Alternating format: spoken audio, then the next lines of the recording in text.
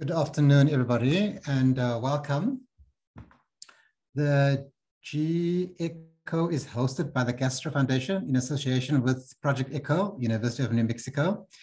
G-EHCO Fellows is run every Monday at 4:30 in the afternoon, and the chat will be open for questions.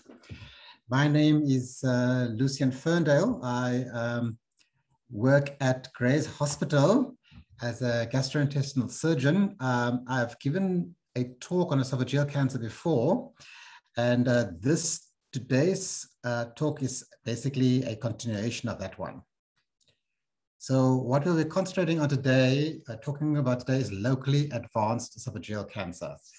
The previous talk was on early esophageal cancer and its management, and basically what's called just limited disease, up to T2 lesions. And now we're going to talk about the more advanced disease, but excluding really the metastatic disease. Okay, the fellow that I'm going to ask the questions to will be Matt Scriba. Matt, can you hear me and are you ready? I can hear you and I'm ready. Thank you. Okay, let's go.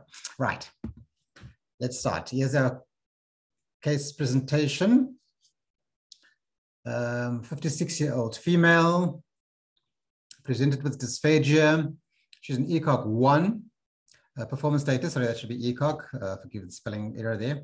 She has no comorbidities, and the endoscopy that was done found a tumor at 32 to 37 centimeters. So you can see, and please take note that it's a relatively distal tumor. And then the histology came back as a squamous cell carcinoma. Okay, you've got that, Matt? You got everything? Got the picture? Yes, in your thanks. head? Yes. Okay, thanks. Right. You've already done the scope. So what you do is send up a staging CT. I don't have the whole CT here, but trust me, you won't see anything more than what you can see in this picture. So I want you just to describe me what you see in this static picture of CT scan. Okay, this looks like a single axial view. It looks like an arterial phase of CT scan. We are below the level of the carina. I can see some of the lung fields, which doesn't show, that's not a lung view. I don't see any obvious pathology there, but I can see a very thickened esophagus with quite a lot of tissue adjacent next to the aorta. I wouldn't, be a bit difficult to say. It doesn't look like it's invading the aorta, but there's difficult to say that there's a very clear plane between the two. And anteriorly onto the heart and pericardium, it's abutting that as well. But I would hazard to say that this is not yet invading those organs. So I would probably say that this is still a resectable lesion based on this scan alone. And then quickly just scanning the bones, there's some calcifications anteriorly, but I don't see any obvious bone lytic lesions or mets or other concerning features. Okay, that's good. Obviously, it's not a full staging CT, so I don't expect you to give me. The only things I wanted to show you is that if you see the esophagus like this on a CT scan, and you can see the way the mucosa looks irregular, and if you see this on multiple slices, you can safely assume that that is a tumor that you're seeing there. Mm-hmm. And you're right, the wall is thickened. Then between this wall of the esophagus and the aorta, what you say is there is no clear flat plane. Okay, but you can see, but you know that with esophageal cancer, a lot of these patients are wasted and the fat planes are obliterated anyway, but there's no clear fat plane. Whereas anteriorly with the pericardium, this tissue with a slightly different color represents the fat plane. So you can see it's closer to the aorta than to the pericardium. And there's one other thing is that there is an enlarged lymph node there, right? Yeah. So if I know, like I say, it's not a full staging CT, but if you had to hazard an assessment on the stage of this patient, what would you say? I would say it's probably a T4A from a T staging point of view. Mm-hmm. At least a T3, probably a T4A based on that plan. I would be reticent to say that it's involving the aorta completely, which would make it a T4B, and I would still consider this patient, or I would have a go at a trial of resection after neoadjuvant treatment. Okay, so would you want to confirm before you do anything else whether it is actually a T4B or not? Yes, if available, I think an EUS might be very useful here. It's actually quite accurate at assessing, distinguishing between T4A and T4B. And I would also want to do a PET CT and just have a look whether there's any distance spread before I make that call. Okay, so I'm happy with your decision to do a PET CT. The EUS though, what will be the problems with doing an EUS in this patient?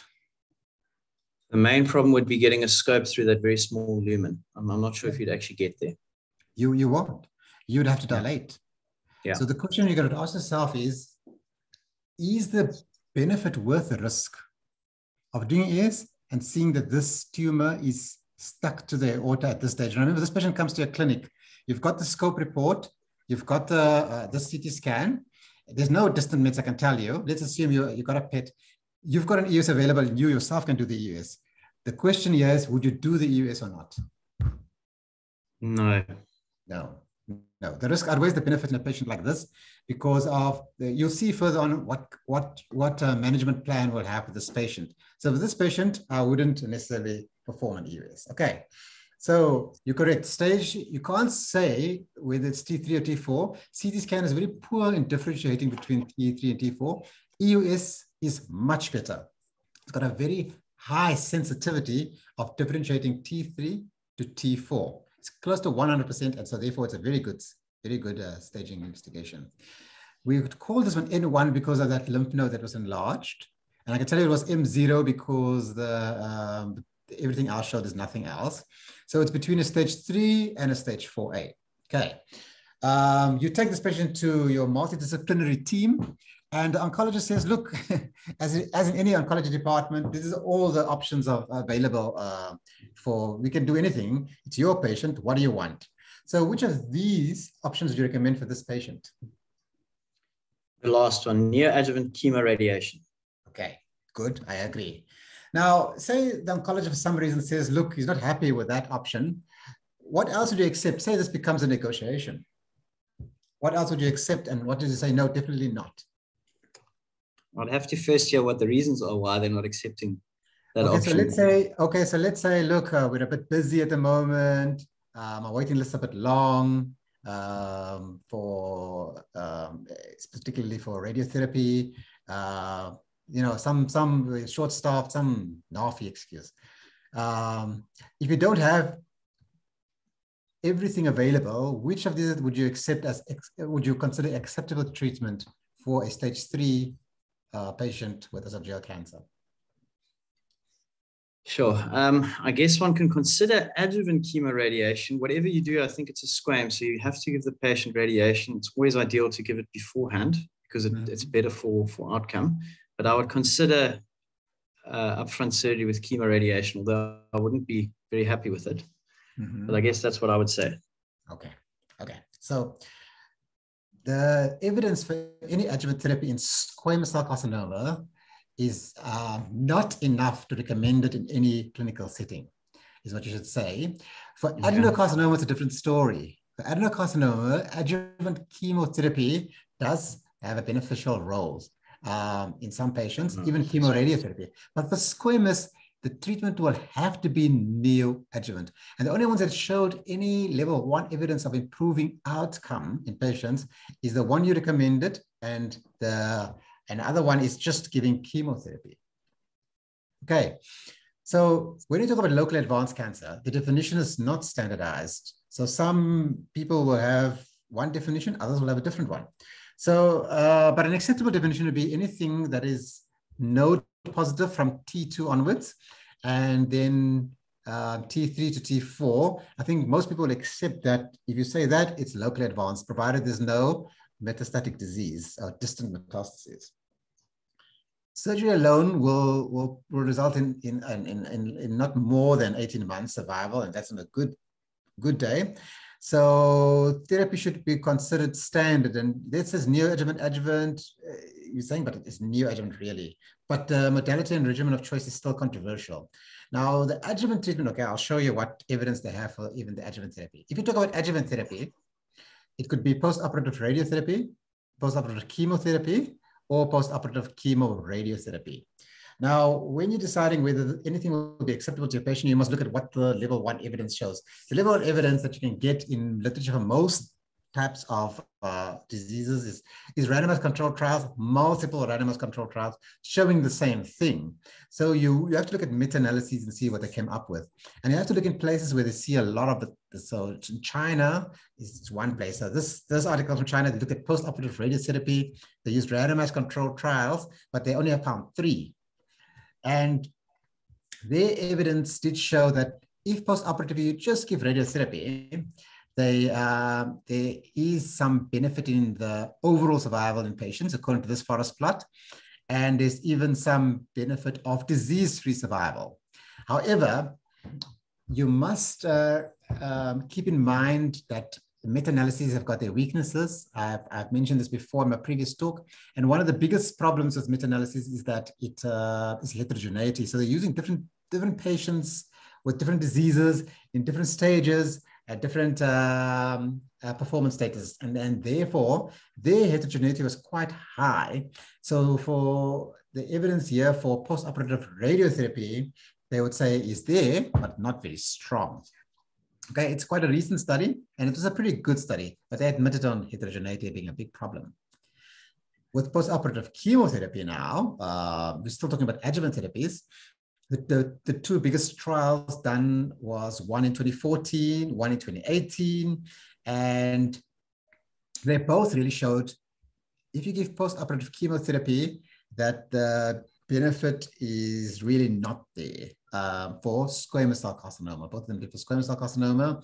And you can see that their p-value for overall survival was not significant, neither was theirs. So post-operative chemo doesn't work. Post-operative chemoradiotherapy is a little more controversial. This is the one you said you might lean towards. Wow. This meta-analysis showed generally that the only patients that showed some benefit was the ones that had lymph node positive disease. So in other words, patients in whom after surgery, the nodes were actually found to be positive, they found. But if you take overall in all patients, there was not a significant benefit. So up front, you can't really say you would want this treatment, but you should say that if you have to do surgery, you will then assess the histology, and the pathological stage will determine what you can do, and you can give post-operative chemoradiotherapy according to some evidence. But in all these patients, in all these studies, the numbers are very low, even though they're coming from places where you can find lots of patients like China. So you have to ask yourself, why do they have such low numbers with these trials? And it really weakens the evidence for post-operative therapy. Okay. For adjuvant therapy. So really, your conclusion for adjuvant therapy is there's not enough evidence because of small numbers and heterogeneity is what you should say. Even though there's some evidence, it's just not enough to put it down, put your head on a block and say you want it. Okay, you get that about adjuvant therapy. Okay, good. Now the same goes, let's talk about neoadjuvant therapy in the same light. Neoadjuvant radio alone, chemo alone, or chemoradiotherapy. Neoadjuvant radiotherapy was looked at in detail with pretty good studies, and it showed really no benefit. So pre-operative radiation alone doesn't work. Pre-operative chemo is much more promising, even for squamous cell carcinoma. It's shown by this Cochrane review where they said, well, they showed there was a potential to eliminate micromets, but chemo resistance was a problem, but there was an improved overall survival for both histological types. And usually the Cochrane reviews, they usually take high quality studies that they can. And if there's low quality studies, they mention that these studies are low quality and heterogeneity is high. But for them, they found in 2015 that there was a significant benefit of pre-operative chemo. And that's why that is one of the 2 options that you would accept. Say your radiotherapy department has a long waiting list, you can consider giving just pre-operative chemo and then treat the patients. And that goes for even for adenocarcinoma and squamous carcinoma. You can see these studies shows much higher numbers, so they're slightly better. But pre-op chemoradiation is considered the gold standard for treatment of locally advanced now. So they work together where the chemo helps the micromets and it has an additive effect on to the radiation. And there's a concept called spatial cooperation where there's differential sensitivity of the various components of the cell cycle to chemo and radiation that makes it work so well in squamous cell carcinoma of the esophagus particularly. So it's something you must remember, that was the gold standard. So it's considered the standard of care, and the CROSS trial is the one that has changed management for squamous cell carcinoma of the esophagus, particularly, and adenocarcinoma, in that it, after this trial, we have made it the standard of care. They showed a doubling in overall survival in terms of median. They showed improved progression-free survival. This is what they used. And it's now something that you should say you prefer, like you did say, for any patient with a locally advanced disease. There was actually CROSS trials a long time ago, and the same authors did a meta-analysis of other trials, including the CROSS trial, and also showed chemoradiotherapy to be improved, and that will translate to level 1 evidence. Still, numbers are not great, but they showed quite a good benefit of preoperative chemoradiation. Does the histological subtype matter, whether you give preoperative chemo or radio, or chemo alone or chemo and radiation? What did you say, Matt? Yes, I think there is a difference. So how does the subtype influence your decision? Well, I think in adenocarcinoma, we don't have enough evidence yet to say that neoadjuvant chemo by itself is inferior or superior to neoadjuvant chemoradiation. There's a couple of trials pending with that. So, for example, giving the patient FLOT for an adenocarcinoma instead of giving them chemoradiation. So at this point in time, we don't actually, as far as I know, there's not enough evidence to say which one is better. So some people do either. But with squamous cell carcinoma, chemoradiation, as you just mentioned, is superior. Okay, and then does the effect or the beneficial effect of chemoradiation preoperatively or neoadjuvant, does it differ between the two subtypes? The benefit? Yeah. So if you look at complete pathological response, there's a difference. So it's higher in squamous cell carcinoma. I think I have a ballpark figure of about 40–45% in my head for squamous cells and around 23% for adenocarcinoma. Okay, that's good. It's not that high for squamous, but it is definitely better. And from the actual CROSS trial itself, they showed, as this Kaplan-Meier shows very well, it shows that, you see, if you look at the red lines are patients that had surgery alone, and the blue lines are patients who had neoadjuvant chemoradiation. The dotted line is squamous, and the solid line is adeno. And you can see that the difference between the adeno is much smaller compared to the difference between the squamous. The squamous went on either side of the two adeno lines. So the neoadjuvant chemoradiotherapy is much more beneficial in squamous cell carcinoma compared to adeno, not only because of the complete pathological response, but because of the improvement in survival compared to surgery alone. And in fact, in the CROSS trial, that 75% of the patients had adenocarcinoma, yet they showed so much bigger difference in squamous cell carcinoma. With the difference in p-values, statistically, this should tell you that the difference is even bigger. So if that equal amount of numbers in squamous and adeno, if they had equal numbers in both groups, then this gap would have been even bigger. So definitely the histological subtype matter, and the neoadjuvant chemoradiotherapy is much more beneficial for squamous cell carcinoma. So for our patient, it definitely seems like the best option.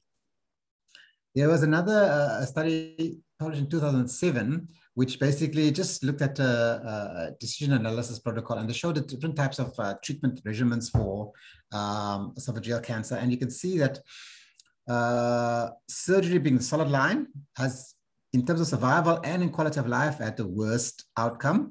But one that was close to it is really this other solid line, which is just, which one is this one? Let's see.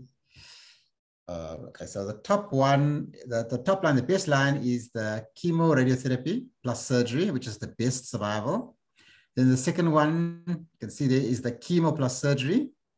And then this other solid line here is the surgery with adjuvant therapy. And this one is the surgery alone. So the surgery, you can see that the surgery alone is the one line that comes straight down and ends up at the end to be the lowest. And then the adjuvant therapy doesn't do that much better.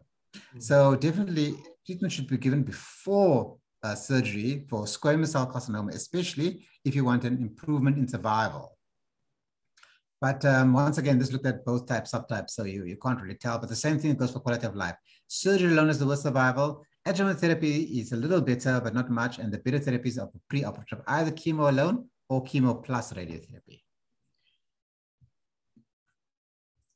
Okay, so in our patient, we decided to give the patient neoadjuvant chemoradiotherapy. Now we come back to the MDT discussion. The treatment can take a variable amount of time depending on how they give the radiotherapy particularly. But you come back, the patient's completed all the treatment, they were compliant, they're still the same performance, they're quite good. Now you need to make some surgical decisions. So first of all, what would be your timing of surgery after neoadjuvant chemoradiation? I would wait at least 6 weeks and try and do between 6 and 12 weeks. I think once you wait longer than 12 weeks, some of the benefit starts wearing off. So 6 to 12 weeks. And why would you wait 6 weeks? Why would you do it immediately? You need to wait for the patient to recover. Especially if you had chemotherapy, you need to wait for the white cell count to recover and for the local edema and so on to settle. And I guess it becomes more stuck, if I can tell it, if you do it earlier on. So it's local inflammation, particularly from the radiotherapy, that is a big problem. And that's why you have to wait at least 6 weeks for that. And yes, the patient can have bone marrow failure, etc. That can be approached. Now, this patient's tumor was 32 to 37 centimeters. Which surgical approach would you use? In an ideal world, 32 to 37 centimeters. What I would do in my hands, I would do a 3-stage approach with an anastomosis in the neck, and a couple of things to bear in mind, but try to do a minimally invasive approach if I can. Yeah, that's what I would do in my hands. I think in some centers they might try and do an Ivor Lewis and do the anastomosis in the chest. It's not something I don't see a lot of. I'm not very experienced with, so I would rather do a 3-stage approach. Okay, so the only reason is what you've got experience, what you prefer. Okay, that's good. But you do a transthoracic esophageal? Yes. Okay. Yes, I wouldn't do a transhiatal. I do transthoracic, yes. And what did you use as a conduit? I would use the stomach if I can. Okay, and how would you feed the patient post-operatively? If I can get a feeding tube down intraoperatively, that would be first prize. So a nasojejunal tube or a post-pyloric feeding tube. If that's not possible, I would consider TPN. But I would try and put in a feeding tube. Well, what about a feeding jejunostomy? That is another option. That I would consider that, especially in a patient if it's difficult surgery or I expect that there's going to be a stormy post-operative course, I would consider a feeding jej. Okay, so yes, there's not a consensus on post-operative feeding. There is no consensus, and basically it is surgeon preference, and all the options that you gave are options that you can use. Although I would say that personally, I prefer some form of enteral feeding if I can get it.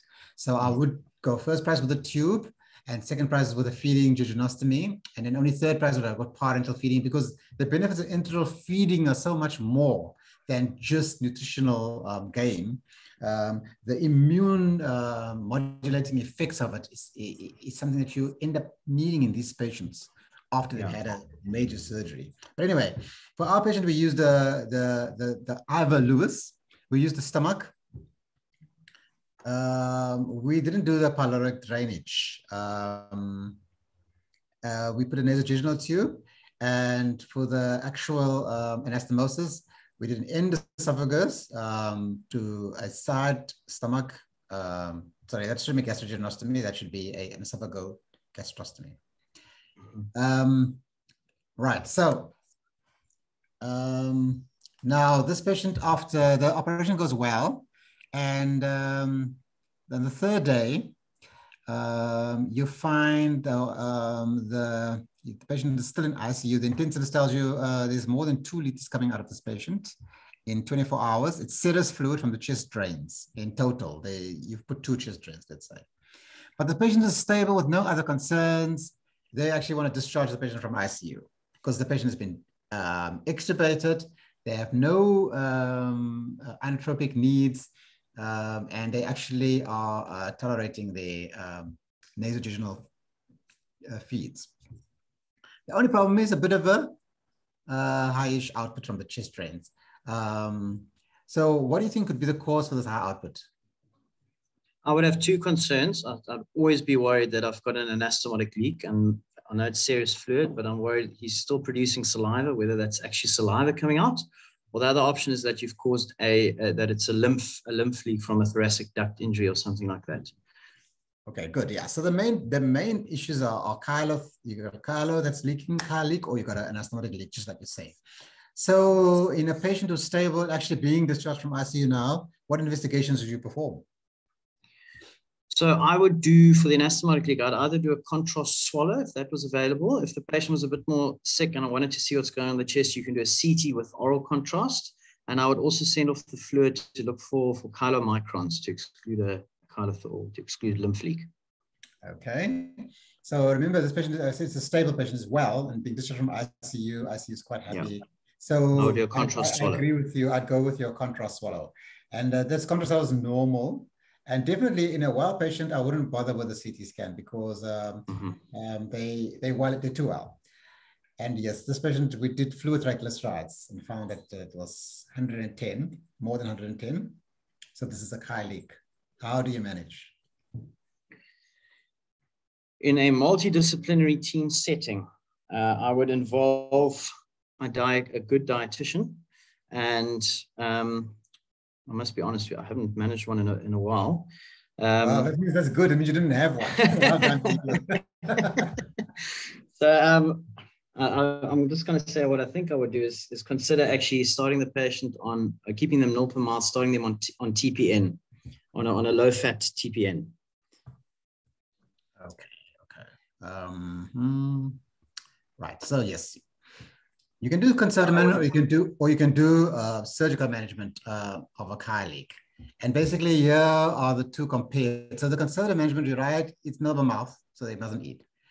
You need to make sure that the leak is now controlled and being monitored. And that means that everything must be coming out of the patient.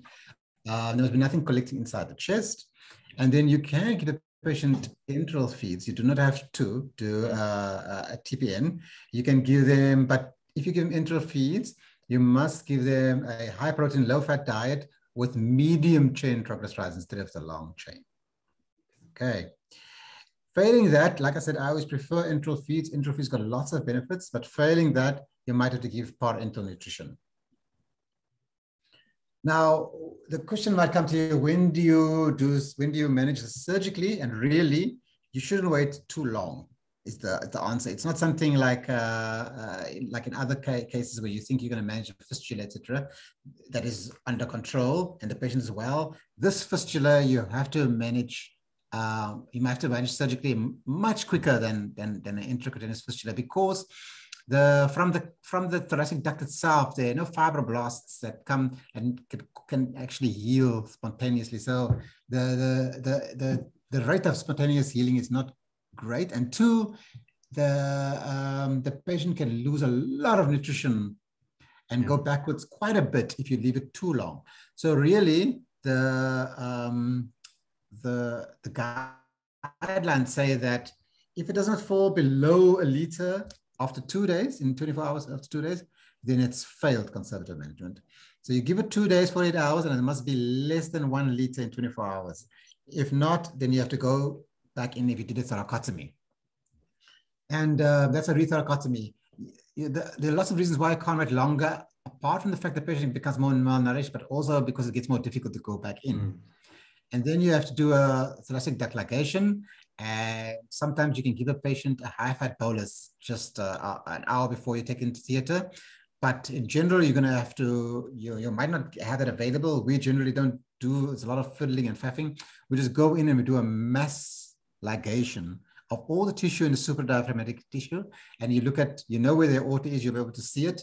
The zygous vein is easy to see. The vertebral column is easy to see. You take those three structures, anything between there, just above the diaphragm, you just encircle it and ligate it. And then that usually will take care of the Chyle leak, and that is the management of a Chyle leak. But let's take another scenario now. So your patient is a different patient now that you've done also a IV Lewis on.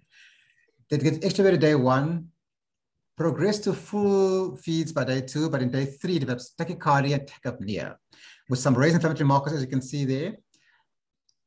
The renal function goes south, and there's this time 250 mils out of the serous fluid out of the chest drain. What did you do for such a patient? I'm very concerned about an anastomotic leak in this patient. That would be my first one. I mean, they could also have pneumonia or something like that, but the concern is that the patient is septic. So in this option A, I would do a CT scan with oral contrast in this patient, firstly to confirm the leak, and secondly to see if there's collections in the chest and look at the lung parenchyma. So it serves numerous purposes. Yeah, what about the patient's renal function? Yeah, that needs to be closely monitored. Obviously, see if there's if the patient's behind on fluid, you can give them fluid boluses. But if you think that the patient is fluid replete, consult the nephrologist and see if the patient continues like this, they might need dialysis. Okay, but on this day 3 that you see this patient, the creatinine is 200. Would you do the CT scan anyway? Yes, I would. I would get renal involved early and ask them to support the patient after the CT scan, and I would consider doing a CT scan with contrast. You can maybe not give IV contrast, and you give oral contrast, which shouldn't be doesn't get absorbed. So that's what you do. You give oral contrast and you do a CT scan. I could consider that, yes. I don't know, Matt. So the problem with your answer there is you don't backpedal. You were right in going for the CT scan with IV contrast, because once you don't give IV contrast with a CT scan, the information you get from it is quite limited. Yeah. And you get very little information other than what's happening with the esophagus and the integrity of the esophagus anyway. So you might as well just do like a swallow or something. The information you want to differentiate a pneumonia, which is a common complication of a esophagectomy. Yes. With you want to differentiate it from a leak and mediastinitis. And there's no way you're going to do that without IV contrast. So you started answering correctly in that you say you'd get the renal physicians involved and see that you'll offer dialysis to the patient and give the patient do the CT with the contrast, because the consequence of leaving a mediastinitis unmanaged is not, it's quite devastating. And 2 is the alternative means you have to take this patient back to theater, which if you told me you take the patient back to theater instead, I would have also accepted that answer. But it's better than saying I would do a patient a CT scan with just oral contrast. You know what I mean? Yeah. You get that? Yes. You do one of the 2, but you want to make sure you don't have a mediastinitis. Okay. Right, before we go on, I see there was a question or a comment in the chat which I'll address at the end. So just to ever post that comment, don't worry, we will get to it. Okay, so this patient basically had a CT scan done, and it did show a leak. Okay, it showed a leak with some mediastinitis. Now, when it comes to anastomotic leak, Matt, is there a difference in terms of the incidence or the way you manage it between thoracic and cervical anastomosis? Yes, there is a difference. There is an increased rate of leakage from cervical anastomosis. The counter argument, at least used to be in the past, that when it happens in the neck, you can manage it easier, and the complications of the leak are less severe than a thoracic one. But I think recent evidence says that that's perhaps not true. There's not a lot of evidence on it. And most people therefore favor thoracic anastomosis. But there's certainly a higher leak rate with cervical anastomosis. And why is that? I think it's mainly an ischemia thing. It's because your conduit you need to make a longer conduit that's further away from its native blood supply.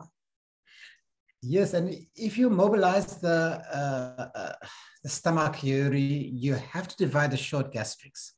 Your blood supply is dependent on your right gastrocleploic, and the collaterals and anastomosis form to the left gastrocleploic, but that blood supply doesn't get to the fundus. And often when you do cervical anastomosis, you have to anastomose the fundus itself. And what blood supply does that anastomosis rely on coming from the stomach? Do you know? Well, it's almost intramural blood supply then. So it runs within the wall of the stomach, which can be variable. Absolutely. Coming through the submucosa, it's intramural blood supply because the actual blood vessels, you won't see any blood vessels in that area. It's naturally dependent on, and therefore you're right, the difference in leak rate is significant. If you look at it literature, it's said between 3 to 12% on thoracic and 10 to 25% on cervical. And this is in trial scenarios, trial situations. So you'd expect them to be very low. And this is considered low rates. It's not really the same in clinical scenarios or settings, which is very different from a trial setting. Now, does neoadjuvant therapy increase risk because our patient had neoadjuvant therapy? I don't actually know. I'm not sure what the literature says. It doesn't. So you can see here that in this meta-analysis, there was no difference in the p-value, and on the forest plot, as you can see, in the post-operative complication rate, where they specifically looked at major complications, including anastomotic leak. And so no, neoadjuvant therapy will not increase the risk. Okay. When trying to diagnose it in a stable patient, a wild patient, but you've got a high output from your drains, a contrast follow should be enough. In a sick patient, you want a CT scan if they're stable enough to go to CT scan. And how would endoscopy help, Matt? Well, you can see if there's a hole, and you can see the size of it. I'm trying to think. You could see whether the conduit, the most important thing is you can see whether the conduit is ischemic or not, whether there's necrosis. Exactly. That's very important. Yes. That's the main reason for endoscopy. So usually I would say that your answer there should be, what's the indication for endoscopy? Well, I would say is to assess the mucosa of the conduit to see this full thickness necrosis, but I would do this myself. Endoscopist must be an experienced endoscopist.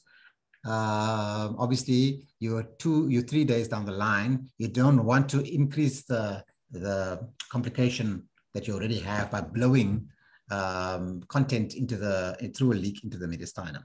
And then your management can be endoscopic or surgical. So endoscopic, obviously, we're talking about a stable, well patient, no mediastinitis, stenting, or clipping. And then the surgical ones would be any patient who has got mediastinal collections, mediastinitis, or just too ill for endoscopic management. Okay, and your principles, you must say you'd first resuscitate. They obviously are quite sick, and don't just rush them to theater, stabilize them first.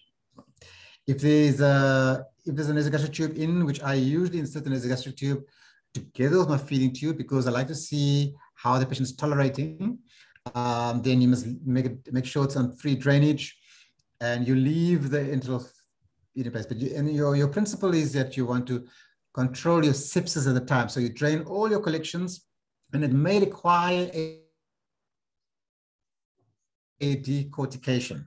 So if you're performing esophagectomies, you must be able to perform a decortication. In other words, you must be able to treat a mediastinal sepsis in every way.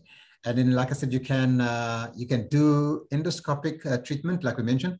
You can close the leak again, but you can't just close it primarily. If it leaks once, with the sepsis in the area, if you try to just close it once, the chances of re-leak is high.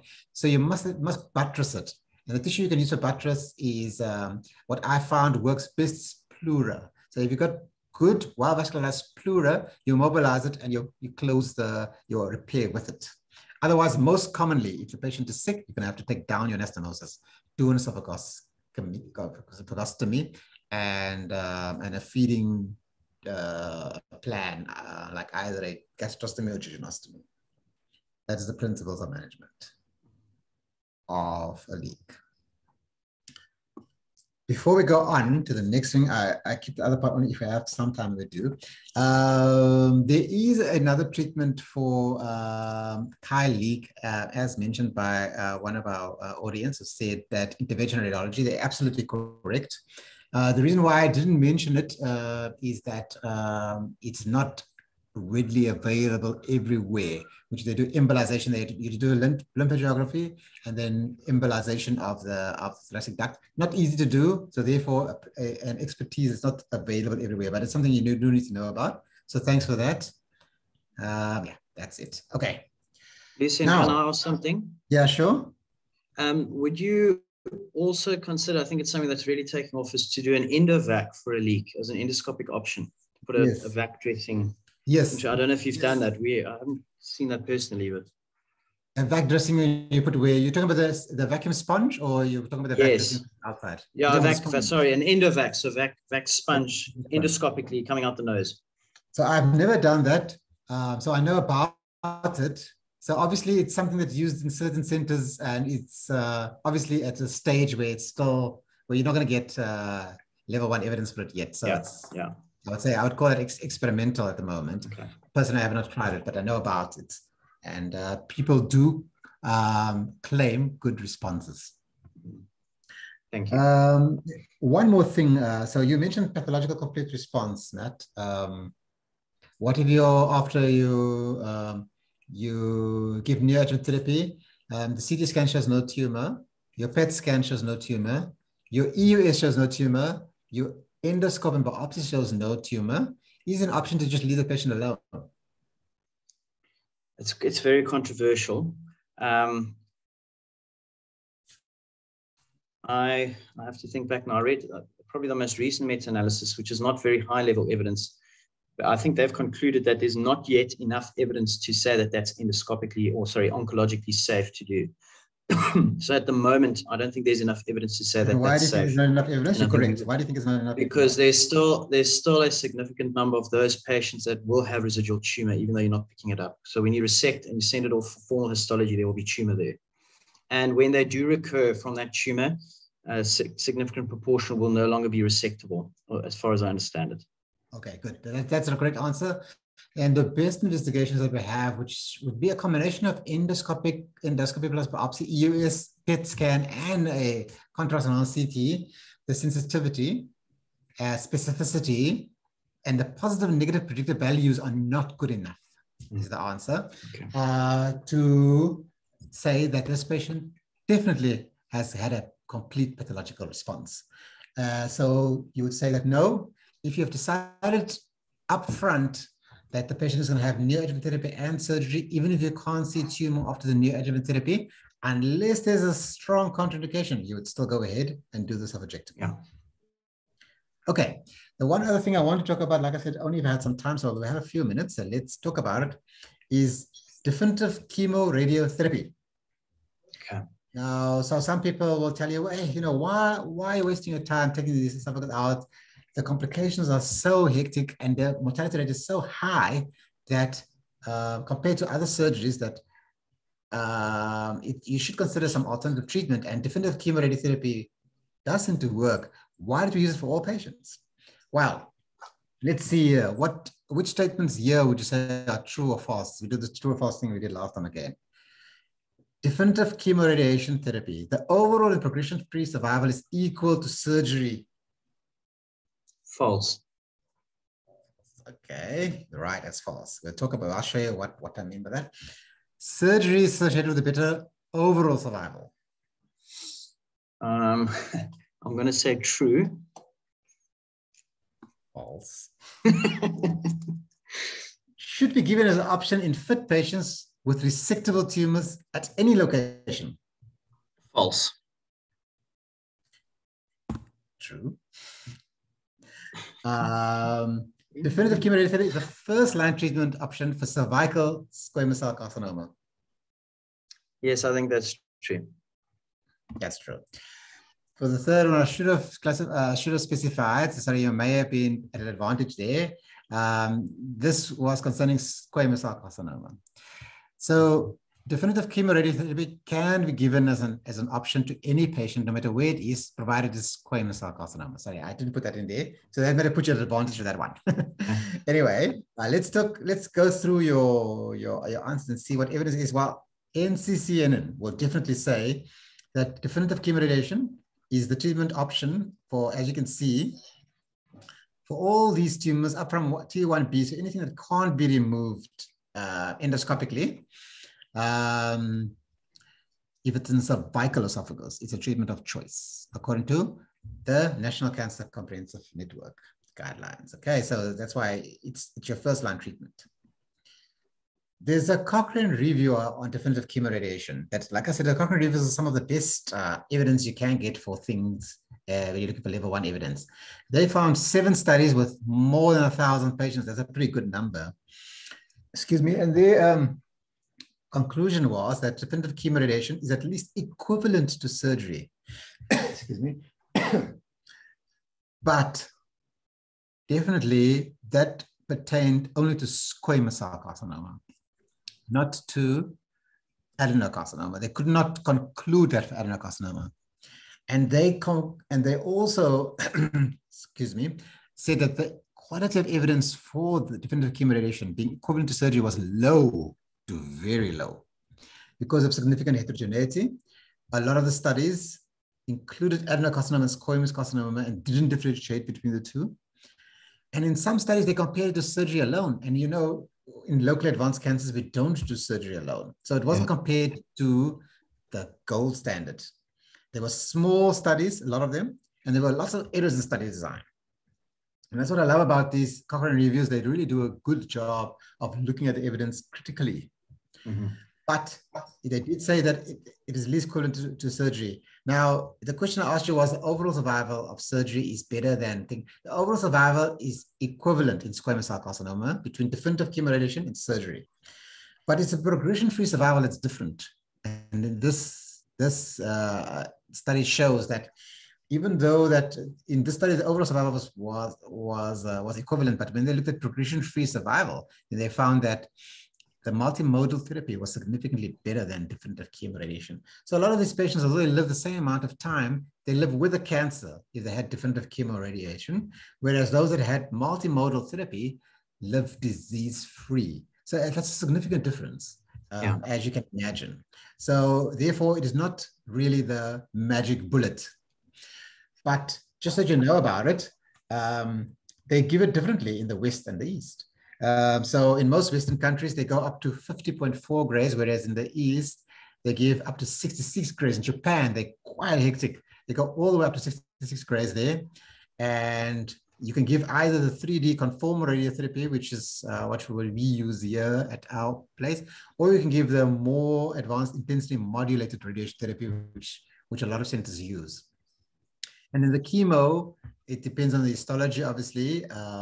And there's a wide variety in all the studies done of chemo. Remember, cross-regimen used carboplatin and paclitaxel. So it's just something that always to remember. But, you know, this is oncology therapy. It'll be unfair to ask you too much about it, but it's good to know about it.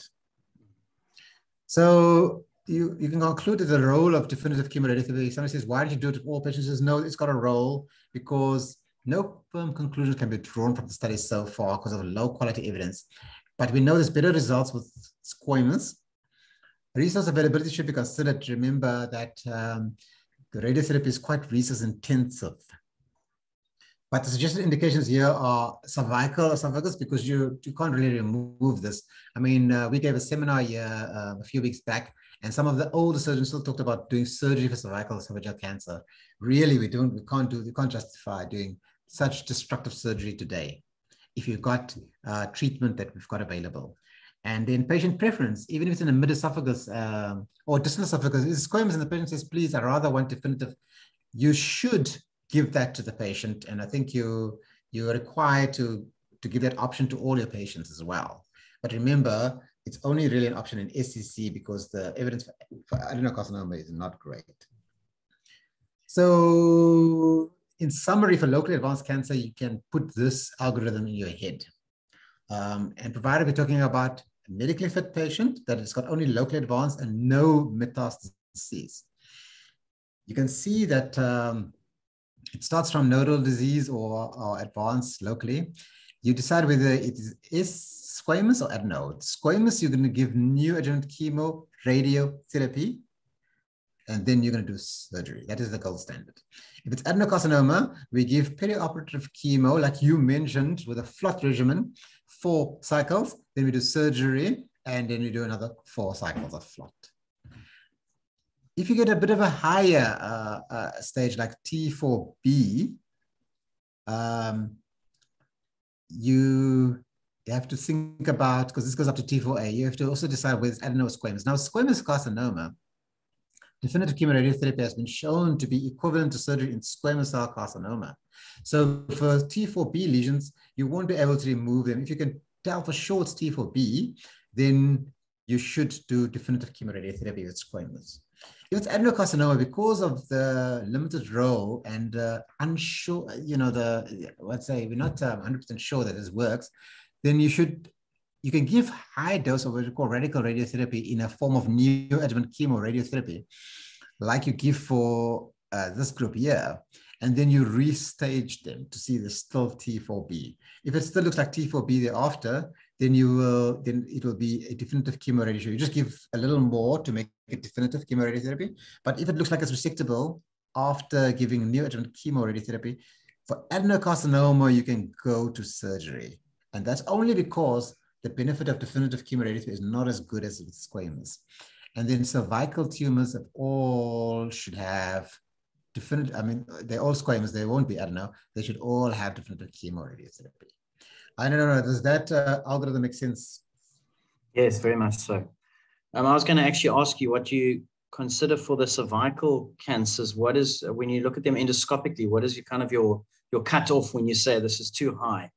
If you have something at 22 centimeters or 23 centimeters, would you try and resect that, or would you call that cervical and go and ask them for definitive chemoradiation? Okay, so basically, as you know, the cervical esophagus goes up to the thoracic inlet. Mm. So you use the thoracic inlet as your guide, but also you must be able to get a clear margin proximally with your surgery. Yes.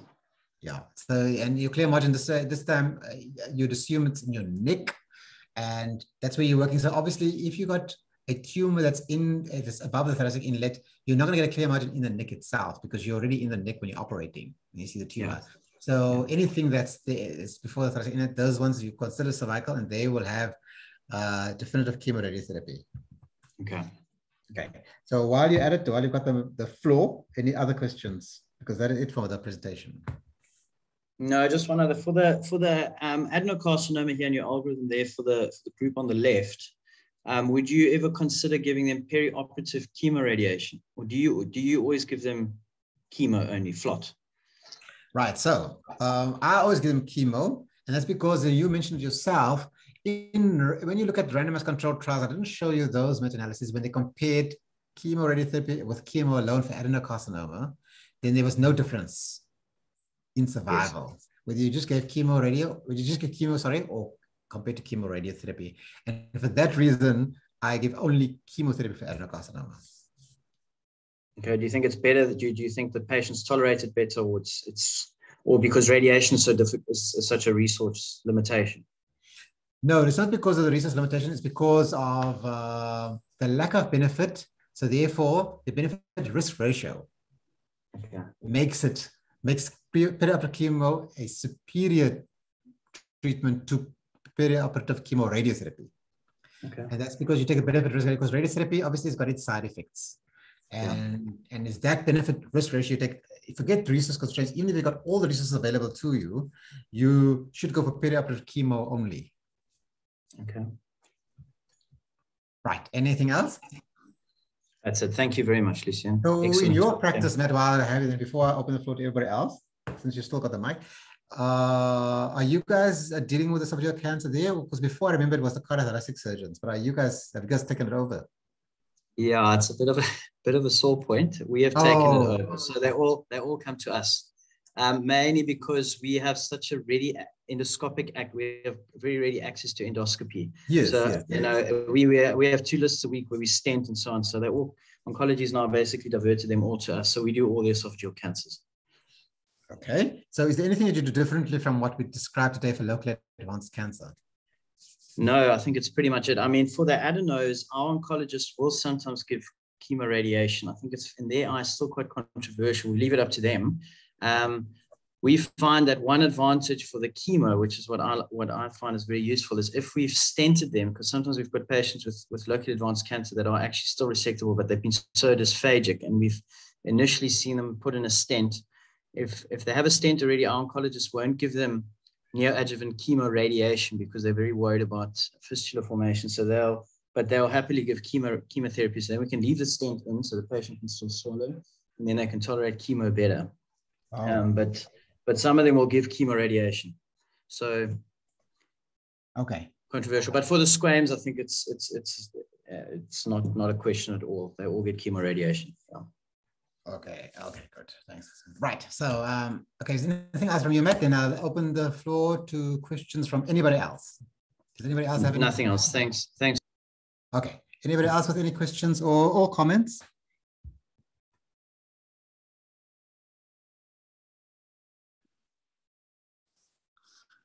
Thanks, Prof. This is Samani from Johannesburg. Hi. Thank you for the very nice talk and discussion. Yes, my question about the role of targeted therapy. Any promising things now with the MSSI and MMR? Okay, so yeah, so targeted therapy, I didn't go much into, but the only place where it is being studied, or the place it's been studied more, is with adenocarcinoma, and they basically are studying these therapies by combining patients that have esophageal adenocarcinoma with gastric carcinoma. So, but the roles, it definitely has not been established yet, and there's very little evidence for anything in squamous cell carcinoma.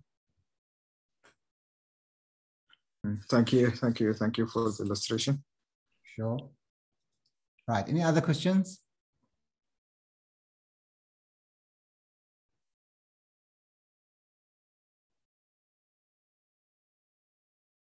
Okay, so if there are no further questions, I'd like to thank everybody, and especially thank the EHCO from University of New Mexico and the EHCO India team for the support. Feedback forms are available in the chat, and recordings are available at the Gastro Foundation website. And we'd like to thank the Gastro Foundation for allowing this talk. And then next week, the topic will be cystic lesions of the liver by Christo Kloppers. Thank you very much. Thank you very much, Lucien.